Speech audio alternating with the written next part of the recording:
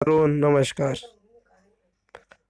आज मैं उपस्थित हूँ शिक्षा निदेशालय राष्ट्रीय राजधानी क्षेत्र दिल्ली द्वारा वर्कशीट संख्या 56 पे आपसे बात करने के लिए।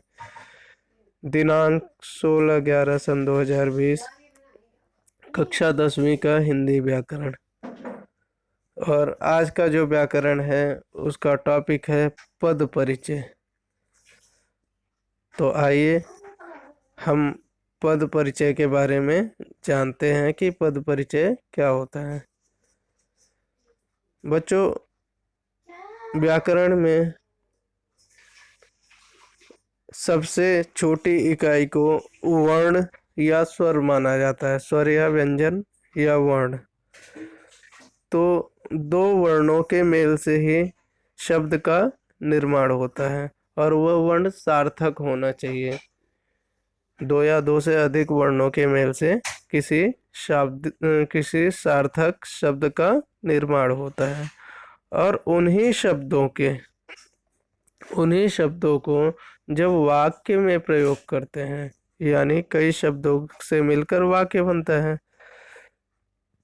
तो जब हम शब्दों की बात करें तो शब्दों का विन्यास ऐसा होना चाहिए कि वाक्य सही सही अर्थ प्रस्तुत करे। तो जब शब्दों को हम वाक्य में प्रयोग करते हैं तो वह एक पद या पदबंध बनाता है। आज हम उन्हीं पद की चर्चा करेंगे। यह कक्षा 10वीं में 4 नंबर का टॉपिक आता है, यानी सीबीएसई के पेपर में 4 नंबर के इससे प्रश्न पूछे जाते हैं पद परिचय के बारे में। तो आइए हम चर्चा करते हैं इस पे। पद परिचय से तात्पर्य है पद का परिचय। पद अर्थात शब्द, यानी दो या दो से अधिक वर्णों के मिलने से शब्द बनता है और उसी को पद कहते हैं। यानी शब्द का परिचय हम करेंगे जब किसी शब्द का वाक्य में प्रयोग करते हैं तो उसे पद कहते हैं। यानी जब कोई शब्द है उसका वाक्यों में प्रयोग किया जाता है तो उसे क्या कहते हैं? बिल्कुल, पद कहते हैं। क्योंकि वाक्य में प्रत्येक शब्द व्याकरणिक बंधन में बंधा होता है, इसलिए उसे पदबंध कहा जाता है। यानी अगर हम कोई उदाहरण ले, जैसे राम आम खाता है, तो यह एक व्याकरणिक बंधन में बंधा हुआ है। यानी इसका एक सीक्वेंस है, राम आम खाता है। तो अब हम देखेंगे कि सबसे पहले राम यानी संज्ञा आएगा। ठीक है, संज्ञा या कर्ता मान लो। आम आम खाना क्या हो जाएगा? कर्म हो जाएगा। और है क्या हो जाएगा? ये हमारा हेल्पिंग वर्ब हो जाएगा। तो इसी तरीके से अगर देखा जाए तो ये एक सीक्वेंस में काम कर रहा है। हम इसे इस तरीके से नहीं लिख सकते खाता आम राम है, या है आम खाता राम। इस तरीके से नहीं लिखेंगे। तो यह वाक्य तभी सार्थक अर्थ प्रदान करेगा जब इसका यह पदबंधों में बंधा होता है। उसी पद का परिचय देना ही पद परिचय कहलाता है। परिचय अर्थात उसके बारे में बताना, यानी वह शब्द संज्ञा सर्वनाम क्रिया विशेषण अव्यय आदि में से क्या है। यानी जिन हम शब्द के परिचय की बात कर रहे हैं वह या तो संज्ञा होगा, या सर्वनाम होगा, क्रिया होगा, क्रिया विशेषण होगा या अव्यय होगा। फिर कौन सा लिंग है, कौन सा वचन है, कौन सा काल है आदि।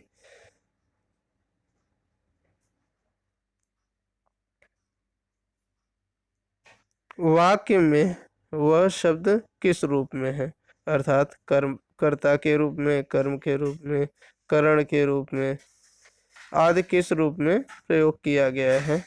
जैसे इसका एक उदाहरण लेते हैं, राम ने रावण को मारा।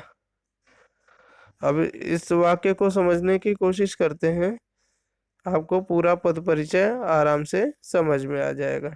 जैसे हम सबसे पहले राम शब्द शब्द को लेते हैं, तो इसका परिचय देने के लिए क्या करेंगे। राम क्या है, संज्ञा है। कौन सा, व्यक्तिवाचक। क्या है, एक पुरुष। और लिंग क्या है, पुल्लिंग। और कारक कौन सा है, कर्ता कारक। तो ये राम के पद, जो राम पद है या राम शब्द है, इसके इतने सारे क्या है, परिचय हैं। कि राम संज्ञा भी है, और संज्ञा में कौन सा है, व्यक्तिवाचक संज्ञा है। क्योंकि राम एक व्यक्ति है, इसलिए कौन सा वचन है, एक वचन है। राम किसी पुरुष का नाम है, तो इसलिए लिंग क्या हो जाएगा, पुल्लिंग हो जाएगा। और यह राम क्या कर रहा है, काम कर रहा है, तो राम जो काम कर रहा है, तो इसलिए वो क्या हो गया, कर्ता हो गया। इसी तरीके से अगर हम रावण पद का परिचय करें, तो रावण क्या हो जाएगा, रावण क्या हो जाएगा, संज्ञा हो जाएगा। और संज्ञा ये भी संज्ञा है, यानी इस लाइन में राम और रावण दोनों क्या है, संज्ञा है। ठीक है। तो राम कैसा संज्ञा है, कौन सा, व्यक्तिवाचक, एक वचन, पुल्लिंग। लेकिन यहाँ यहाँ क्या है, यहाँ कर्म, कर्म के साथ जुड़ा हुआ है। ये जो है, राम ने रावण को मारा, यानी रावण को मारना क्या है, राम के द्वारा किया गया कर्म है। तो यह रावण को मारना यानी सकर्मक क्रिया है। ठीक है। यानी राम रावण को मार रहा है, तो रावण यहाँ कर्ता ना होके कर्म हो जाएगा। ठीक है। इसी तरीके से अगर हम अगले शब्द को ले, मारा, तो मारा क्या है, मारा का पद परिचय, मारा क्या है, क्रिया है। कैसा है, सकर्मक। सकर्मक क्यों है, क्योंकि कर्म जुड़ा हुआ है। कर्म क्या है, रावण है। वचन कौन सा है, तो आप वाक्य के मारा यानी रावण मर चुका है, इसलिए भूतकाल हो गया। और चूंकि राम भी एक है, और कर्ता भी एक है, कर्म भी एक है, तो क्या हो जाएगा, यहाँ पे एक वचन हो जाएगा। और लिंग पुल्लिंग है, क्योंकि दोनों काम, कर्ता और कर्म कैसा है, ये पुल्लिंग में ही आता है, तो इसलिए क्या हो जाएगा, लिंग पुल्लिंग हो जाएगा। अगला, अब हम इसके कुछ और उदाहरण देख लेते हैं। जैसे सोहन खेल रहा है। अब सोहन, सोहन की बात करें तो क्या है, संज्ञा है, व्यक्तिवाचक, एक वचन, पुल्लिंग और कर्ता। खेलना क्या है, खेलना क्रिया है, सकर्मक और एक वचन, पुल्लिंग। ठीक है।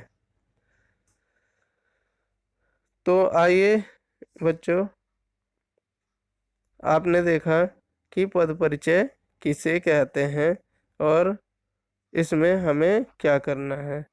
अब हम आइए कुछ शब्दों का अभ्यास करते हैं। नीचे दिए गए वाक्य, रेखांकित वाक्यों का पद परिचय करेंगे। आपके जो सीबीएसई में पूछा जाता है, वो ऐसे ही पूछा जाएगा कि नीचे दिए गए रेखांकित वाक्यों का ही पद परिचय आपको करना है। तो देखिए, पहला वाक्य है, राधा गीत गाती है। तो हमें राधा के बारे में या गीत के बारे में नहीं, गाती के बारे में करना है। तो गाती क्या है, गाती सबसे पहले क्या है, यह कर्म है, क्रिया, क्या है, क्रिया है। फिर एक वचन है। अगला क्या हो जाएगा, लिंग, स्त्रीलिंग हो जाएगा। और कैसा, क्रिया कैसे, मतलब कहते हैं क्रिया है, तो कैसा है, गीत जुड़ा हुआ है, तो क्या है, सकर्मक है। ठीक। तो हम गीत के बारे में ये चीजें बोल सकते हैं। क्लियर है बच्चों। आइए दूसरे हम उदाहरण को देखते हैं। हम लोग विद्यालय जाते हैं। हम लोग, तो हम लोग क्या हो जाएगा, कर्ता हो जाएगा। अब हम के साथ क्या थे, लोग भी है, तो क्या हो जाएगा, बहुवचन हो जाएगा। ठीक है। अब कहते हैं विद्यालय जाते हैं, हम लोग कर्ता हो गया, बहुवचन हो गया। और और क्या इसमें रह गया? अगर हम कहते हैं यहाँ पे अगर देखा जाए तो वर्तमान काल हो गया।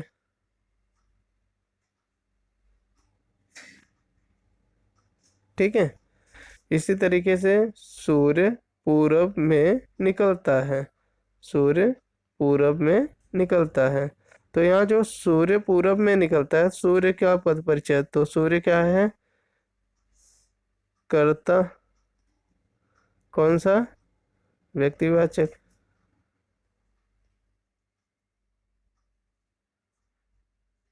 अगला क्या हो जाएगा?